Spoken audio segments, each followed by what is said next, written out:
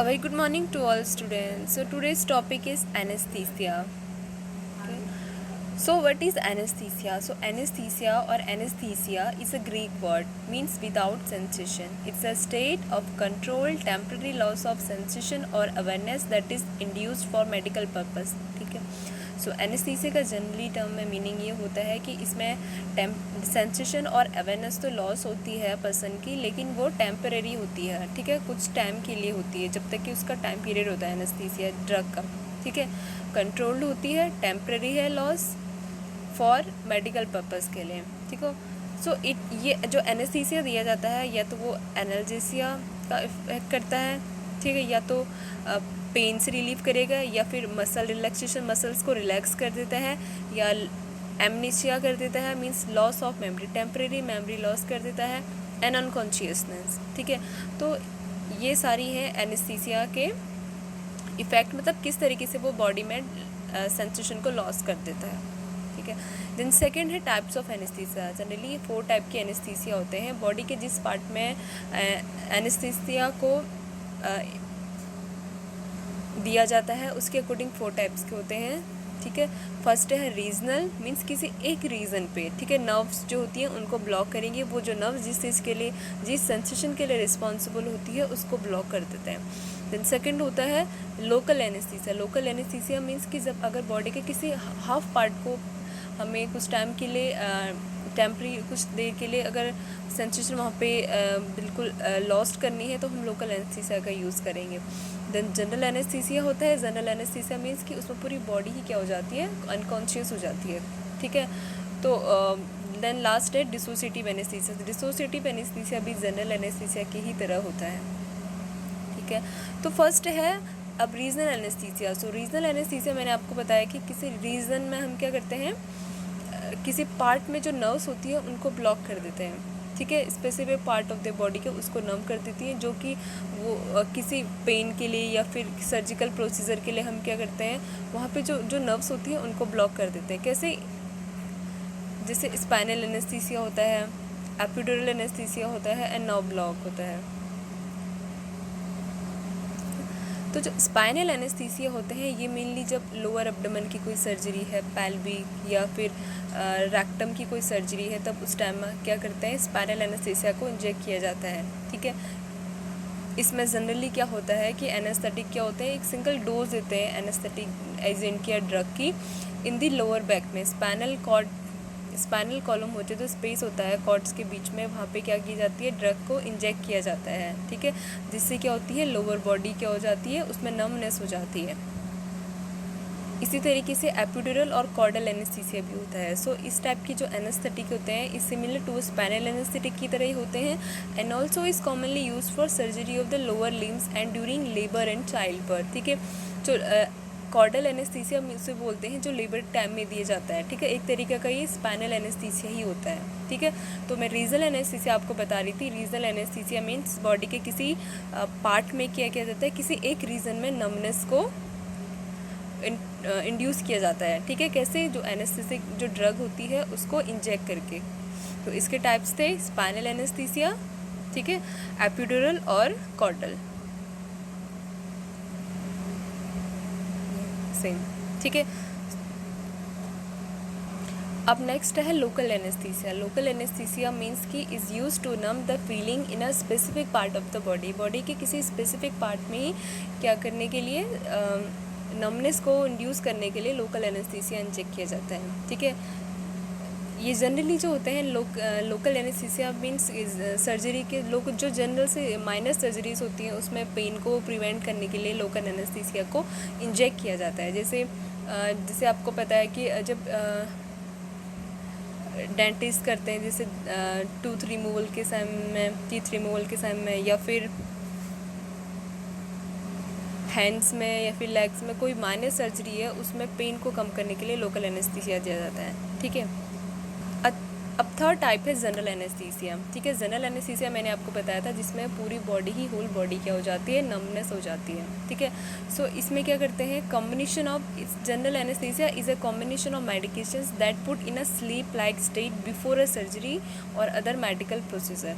So under general anesthesia patient do not feel pain because you are completely unconscious.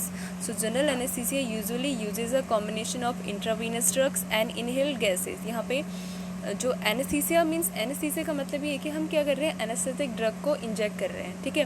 वो किसी भी वे में कर सकते हैं, या तो हम इंट्रावेनसली आईवी के थ्रू मेडिसिन को इंजेक्ट कर सकते हैं, या गैसेस के थ्रू कर सकते हैं, ठीक है। या फिर किसी जो हमने यहाँ पे पढ़ा था रीजनल एनेस्थीसिया, रीजनल एनेस्थीसिया में भी हम ड्रग को इंजेक्ट करते हैं, लेकिन जो स्पाइनल में जैसे एपिड्यूरल स्पेस होता है वहाँ पे इंजेक्ट करते हैं, या फिर कोई पार्टिकुलर नर्व्स होती हैं बॉडी के किसी रीज़न की, उन्हें ब्लॉक किया जाता है पेन को कम करने के लिए, या फिर कॉन्शियसनेस को ख़त्म करने के लिए। तो जनरल एनेस्थीसिया में भी हम यही करते हैं, इसमें हम आईवी ड्रग्स को इंजेक्ट करते हैं या फिर गैसेस के थ्रू करते हैं, ठीक है।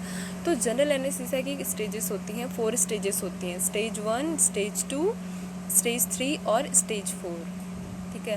तो स्टेज 1 जिसको हम बोलते हैं ऑल्सो नोन एज इंडक्शन। सो इंडक्शन मीन्स अब बॉडी में स्टार्ट हो गया है, ठीक है। जैसे एनेस्थीसिया की वजह से क्या होता है, मैंने आपको बताया था, मेमोरी लॉस हो जाती है टेम्परेरी, ठीक है, पेन कम हो जाता है, बॉडी में इनकॉन्शियसनेस हो जाती है। तो अब स्टेज 1 में स्टार्ट हो रहा है, patient progresses from analgesia without amnesia to analgesia with amnesia. इसका मतलब है कि पेशेंट क्या कर रहा है, इंड्यूस हो रहा है, उसमें एनेस्थीसिया का इफेक्ट आ रहा है, लेकिन अभी यहाँ पे विदाउट एमनीशिया, मेमोरी लॉस नहीं हो रही है, सिर्फ उसको सिर्फ क्या हो रहा है, पेन कम हो रहा है, पेन उसको पता नहीं चल रहा है, ठीक है। So patient can carry on a conversation at this time. इस टाइम में पेशेंट आपसे बात भी कर सकता है, ठीक है, उसकी फुली कॉन्शियसनेस यहाँ पे ख़त्म नहीं हुई है अभी। तो सेकेंड स्टेज होती है जिसको एक्साइटमेंट स्टेज बोलते हैं। तो इस स्टेज में क्या होता है, अब धीरे धीरे रेस्पिरेशन, हार्ट रेट क्या होने लगते हैं, इरेगुलर होने लगते हैं, ठीक है।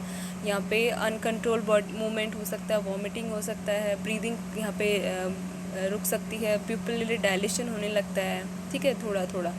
देन स्टेज थर्ड, अब स्टेज थर्ड को हम बोलते हैं surgical anaesthesia. Surgical anaesthesia means कि अब यहाँ पे पेशेंट सर्जरी के लिए रेडी है, मीन्स कि सर्जरी के लिए जो जो कंडीशंस यहाँ पे चाहिए, मीन्स कि पेशेंट को कितना अनकॉन्शियस करना है, ठीक है, ये इफेक्ट आने लगता है, ठीक है। जैसे उसके मसल्स रिलैक्स होने लगेंगी, अब वॉमिटिंग स्टॉप हो जाती है, रेस्पिरेटरी डिप्रेशन हो जाता है, रेस्पिरेटरी रेट कम होने लगता है, आई मूवमेंट स्लो हो जाएगा, देन स्टॉप, ठीक है। देन स्टेज 4 होती है, जो कि स्टेज 4 जनरली ओवरडोज की वजह से होती है, ठीक है। ओवरडोज की वजह से होती है जब too much anaesthetic medication is given. So patient has, यहाँ पे क्या होता है कि ब्रेन स्टेम और जो मेड्यूला होता है उसमें क्या करना है, अगर उस सेंटर में क्या होता है, इस जो ड्रग की वजह से वो डिप्रेस हो जाता है, और इसकी वजह से रेस्पिरेशन और पेशेंट को कार्डियोवास्कुलर कोलैप्स होने लगता है, ठीक है, हार्ट रेट बिल्कुल डाउन चली जाएगी, उसका रेस्पिरेशन स्टॉप हो जाता है। तो स्टेज 4 ओवरडोज की वजह से होती है। सो एनेस्थीसिया के 4 स्टेजेस होती हैं, स्टेज 1, स्टेज 2, स्टेज 3 और स्टेज 4। स्टेज 1 जिसको हम बोलते हैं नोन एज इंडक्शन वाली स्टेज, स्टेज 2 एक्साइटमेंट वाली stage, stage 3 surgical anaesthesia, stage 4 overdose की वजह से होती है।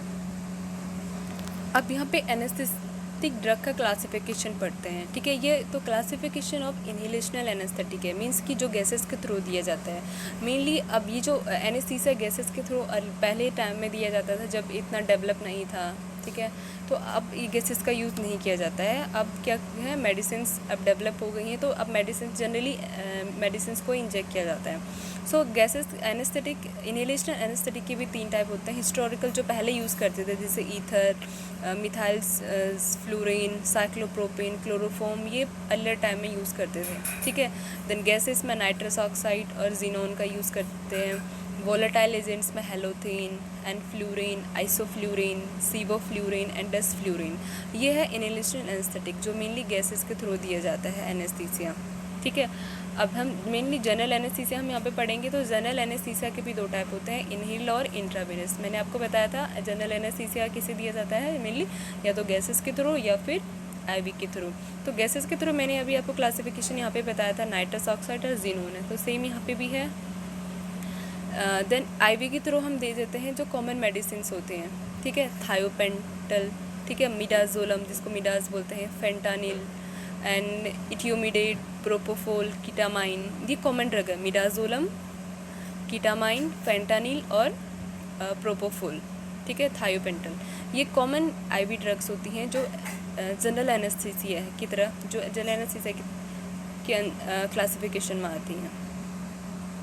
फिर मैं आपको लोकल एनेस्थीसिया की भी कुछ मेडिसिन बता देती हूँ। तो लोकल एनेस्थीसिया मीन्स किसी पार्टिकुलर स्पेसिफिक पार्ट को नम करने के लिए करते हैं। जैसे इसमें हम यूज़ करते हैं आर्ट्रिकेन, HCl और एपिनेफ्रिन, ठीक है। एपिनेफ्रिन आपने सुना होगा, एडिनलिन को बोलते हैं, ठीक है। ये डेंटल एनेस्थीसिया, जो डेंटिस्ट होते हैं वो मेनली इसका यूज़ करते हैं जब टूथ रिमूवल करते हैं, तो डेंटल प्रोसीजर्स के टाइम में इसका यूज़ करते हैं, ठीक है।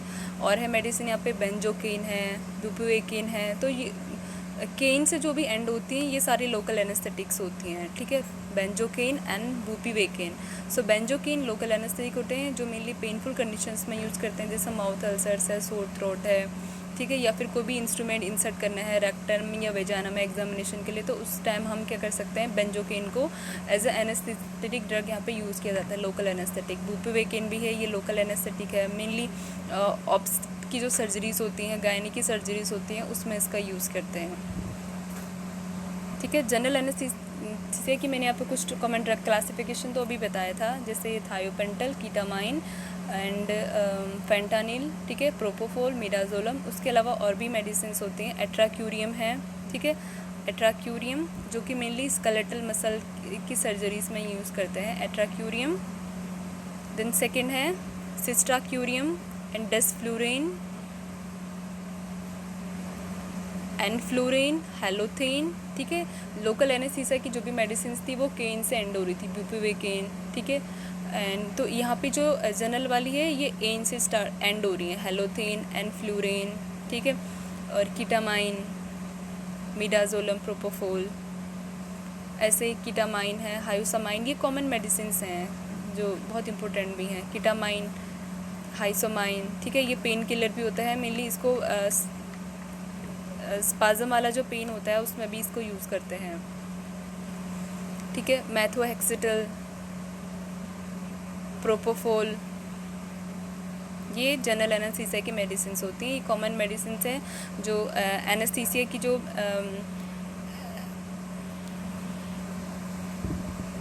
जैसे हॉस्पिटल्स में एनेस्थीसिया की ट्रॉली उसकी ट्रॉली होती है, इंटुबेशन ट्रॉली होती है, ऐसी एनेस्थीसिया की भी ट्रॉली होती है, तो उसके अंदर ये सारी मेडिसिन होती हैं। एज एमरजेंसी मेडिसिन भी इनको उसमें रखा जाता है, ठीक है।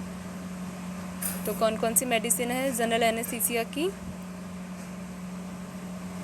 थायोपेंटल, मिडाजोलम, फेंटानिल, प्रोपोफोल और कीटामाइन, ठीक है। इन मेडिसिन को मीन्स कि अगर पेशेंट काफ़ी एजिटेटेड हो रहा है या फिर रेस्टलेसनेस हो रहा है, ठीक है, उस कंडीशन में भी इसको यूज़ करते हैं। जैसे ये थायोपेंटल है, बारबिटूरेट है, ये साइकेट्रिक मेडिसिन भी है, मिडाजोलम भी है। पेशेंट अगर बहुत ज़्यादा एजिटेटेड हो गया है, रेस्टलेसनेस हो गया है, तो उसको स्लीप इंड्यूस करने के लिए भी इनका यूज़ करते हैं। फेंटानिल यहाँ पे ओपियोड होता है, ये pain as a pain killer भी, बहुत सीवियर पेन अगर पेशेंट को होता है तो एज अ लास्ट रिजॉर्ट हम इसको यूज़ करते हैं फेंटानिल को, ठीक है। और अदर मेडिसिन पे मैंने आपको बता दी। लोकल की थी एपिनेफ्रिन या एट्राकेन, HCl, बेंजोकेन, बुप्रोपिन, और जनरल की थी